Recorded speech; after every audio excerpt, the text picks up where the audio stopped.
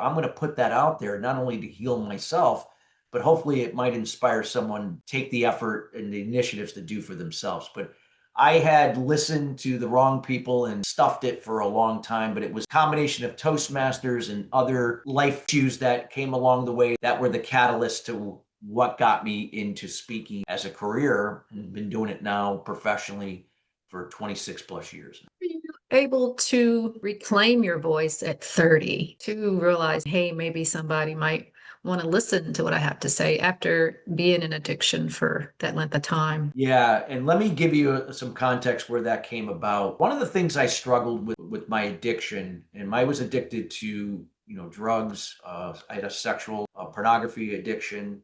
All of this went back to this strong need for validation. Now, I wasn't validated when I was growing up from my father. My father was often emotionally detached. He wasn't there during those milestones in any young boy's life where, hey, you want your dad there, and but I had a life-changing moment with my father back in December of 1999 when he was diagnosed in September of 1999 with lung cancer. He hadn't smoked in many, many years. He died at the age of 56 in December of 1999. The day before he died, I remember him looking over at me. He couldn't speak. I can't explain it to this day, saying that I always loved you. I loved your brother, even your mother, even though my parents had been divorced. I did the best I could with him. And then I really thought about it. And I said, God, my dad had a troubled life too, like me. He only could be the father what he knew. And that finally sank in.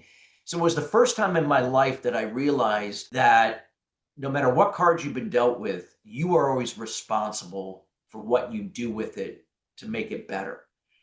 And that was the journey that led me out of not needing to be validated, and not because I had been seeking it from my father all along. I felt like, this was the time now that I felt liberated. I felt like the true me was now out there. It was the validation that I gave myself that I was always afraid to do because I didn't value myself. My value was in the hands of other people. And when I was able to now validate myself and now share this gift with other people to do for themselves, it just sparked my passion and purpose. And I've never looked back.